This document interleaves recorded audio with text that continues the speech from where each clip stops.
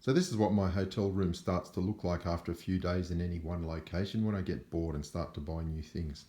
This is the Mavic, which you saw yesterday, and today I was in Best Buy and noticed these carbon fibre propellers, so I decided to pimp out the Mavic for my daughter. They're really nice and light, extremely well finished, and much stiffer and smoother. When they're flying, it's actually a lot quieter than with the standard propellers, so that's a nice improvement. Some filters for the camera, and I also bought this adapter for a phone to connect onto the back of a telescope, but it will actually work nicely on the dumpy level as well, so that should allow me to get some good footage through the dumpy level. But the item I was really waiting for is this Ioptron Smart EQ Portable German Equatorial go-to mount. Now, the mounts I have at home, they're much bigger and much heavier, and it's just impossible to travel with those. And the other thing is, it took me literally days to get the polar alignment perfect. I used the drift method, and after several days I just got it absolutely perfect for my location. So I don't want to mess with the polar alignment on the telescope mounts. They're just good as they are. So I just wanted something a lot more transportable, and this is the Ioptron mount, and I'm going to basically leave it permanently on the aircraft, so it's always with me when I travel. It comes in this neat carry case.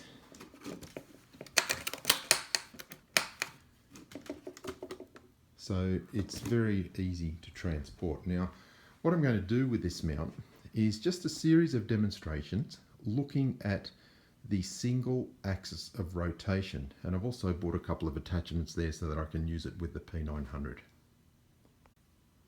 So this mount is powered by 8 AA batteries. There's 4 in this side and 4 in the other side. It has a polar alignment scope down there, and the current angle that I have it set to at the moment is for a position of 47 degrees latitude. So approximately how you would see it if we were located in Seattle, Washington. Okay, the 47 degrees is this angle here, and that's how we do our polar alignment.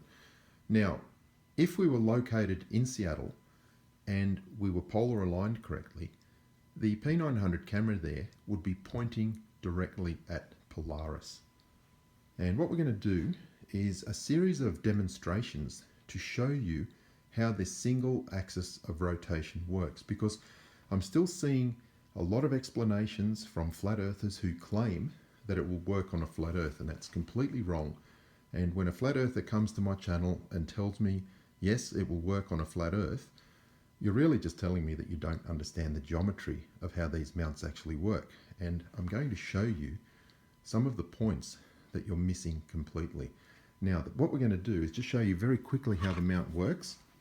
And it has a nicely illuminated handpiece, and let's just pick, for example, Saturn. Now, it's not aligned or configured correctly for any particular time and date, so it's just showing you how the mount operates. You can see it's rotating in both RA and declination.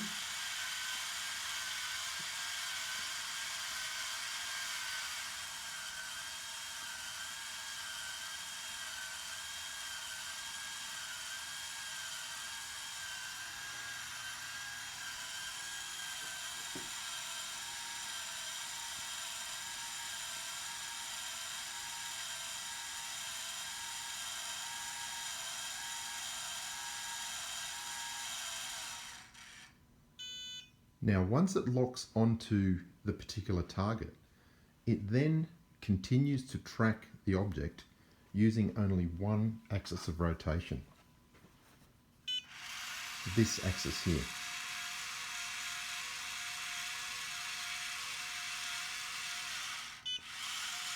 And the important thing is that these equatorial mounts, they don't only track the sun, they can track every star in the sky using that single axis of rotation. So the only time the declination axis moves is during the initial acquisition.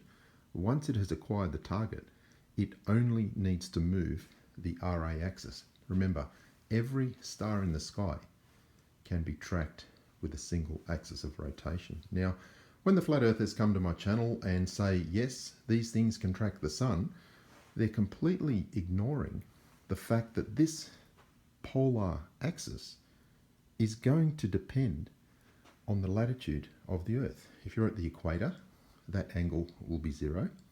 If you're at 45 degrees north or south latitude, it will be 45 degrees. And this is where the geometry just does not work on a flat Earth. It's not just a simple matter of saying, yes, we can track the sun.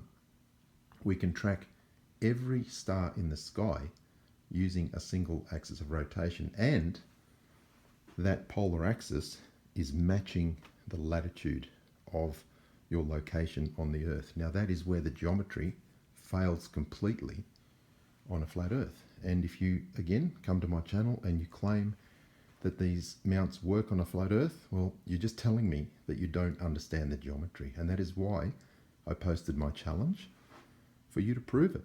If you think they can work on a flat Earth, you need to prove it with a real model.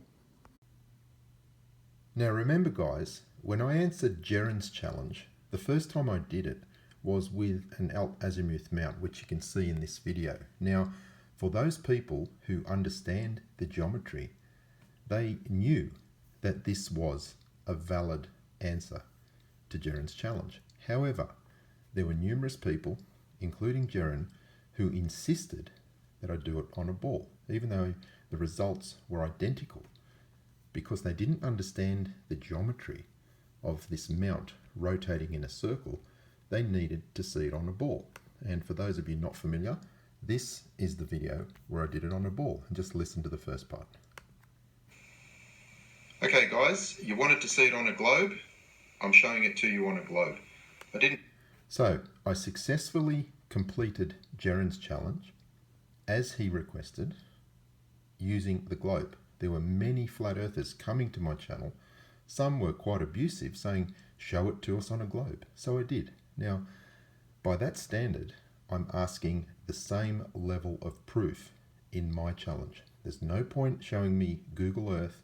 There's no point writing a big detailed text about the equatorial mounts working on a flat Earth. You need to show it to me on a physical model with a physical light source, how the equatorial mount works. And remember, it's not just tracking the sun, it's tracking every single star in the sky using a single axis of rotation. And you have to show that the polar axis is aligned to the same angle as the latitude. So it's a lot more than what I'm getting so far from the flat earthers. They're literally just saying, yes, it can track the sun, send me the drone. That's just absolutely ridiculous, guys. You're just missing the whole point completely. These equatorial mounts are aligned per latitude, and they can track every star in the sky using a single axis of rotation. So let's look at that more now. So we're just using Sky Safari Pro now, and because I'm located in Tucson, Arizona, it's showing that we can see Polaris and the North Celestial Pole. And if I just advance the time, that is the way the sky is rotating as seen from Tucson, Arizona. So let's have a look at how the mount would be moving, and then let's have a look at how it would be moving to track any of these stars going around the circular star trails around the North Celestial Pole. Let's look at Polaris first. So the latitude in Tucson is 32 degrees north. Now that's about the same as Perth, Australia is in the south. So I have just adjusted this polar alignment axis to 32 degrees. I've loosened off the clutch. I've removed the handset. So the mount is just completely free to rotate like that. Now, if we were following this mount over a 24-hour period with the camera pointing towards Polaris, it's going to do that. Rotate around 360 degrees, and it will follow Polaris by doing that. If we look at that motion in Sky Safari Pro, that's showing the rotation. Let's have a look at another star. Let's have a look at Kochab here. let's just set up the camera as if it was pointing to that position. So as you can see, the camera is now offset slightly from pointing directly at the north celestial pole. And if we were following that star over a 24-hour period, it's rotating 360 degrees in a circle around the north celestial pole. Okay, so how does that look like on the equatorial mount? Rotating 360 degrees using that single axis. And the motion of that camera is following that star going around the north celestial pole. Let's have a look at another star. So let's take a look at this star called Mintaka, which is just rising to the east. Now, if we let it run, you'll see that as it rises, it's actually going towards the south. If we follow it all the way around, it crosses the meridian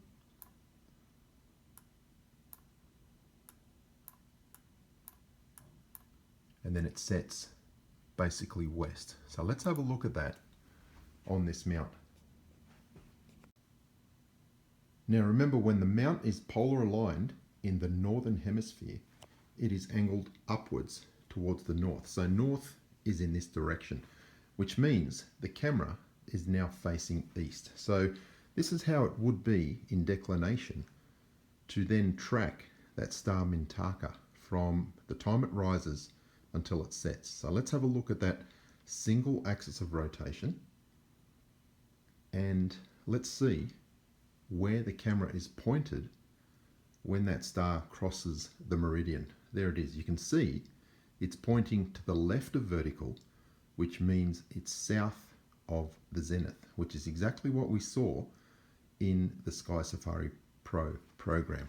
As it continues to track, it will then be facing west as that star sets. So now let's have a look at another one that is well south of east when it rises.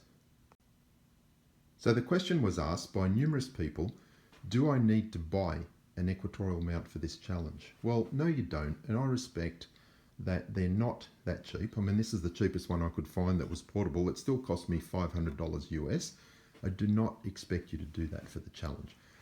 I don't have the equipment with me right now, but when I get home next week, I will show you once again how you can build a fully functional equatorial mount for under $50. Now, if you're serious about learning the truth, you should not even bat an eyelid at $50. Okay, a lot of flat earthers claim that they are truth seekers, they claim that they are researching, but very few of them are prepared to put their hand in their pocket and actually buy equipment to do real experiments. So no, you don't need to buy an equatorial mount like this. You only need to produce a very simple one, and I will be helping you by showing you exactly how to build a valid equatorial mount for my challenge. So once again, I realize this is just a demonstration indoors. We were not tracking any real stars or the sun. If you really want me to demonstrate how the equatorial mount tracks a real star, I'm quite happy to do that. I travel home on the weekend with Qantas. I'll be home for Christmas, and then I have 2 months off, all of January and all of February. So there's plenty of time if you really want me to track and show you a video of the telescope tracking the stars or the sun all day or all night. More than happy to do that. Just stick it in the comments and I'll make you a 6-hour video of the stars or the sun remaining in a single spot in the eyepiece of the telescope. Any professional astronomer will confirm the operation of these equatorial mounts. If you want the real demonstration, quite happy to do that. So let's take a look at how this thing flies with the carbon fiber propellers. Now you'll see there's some magazines and other objects on the bed. The reason is the vision positioning system requires a certain amount of contrast to work, and it won't work just on the plain white surface of the bed here. Now it's a fairly low light condition, so that doesn't help either. That's why I've put a series of objects here. Now when it takes off, it will then have enough contrast on the ground details to be able to position itself accurately. So let's get airborne. Take off.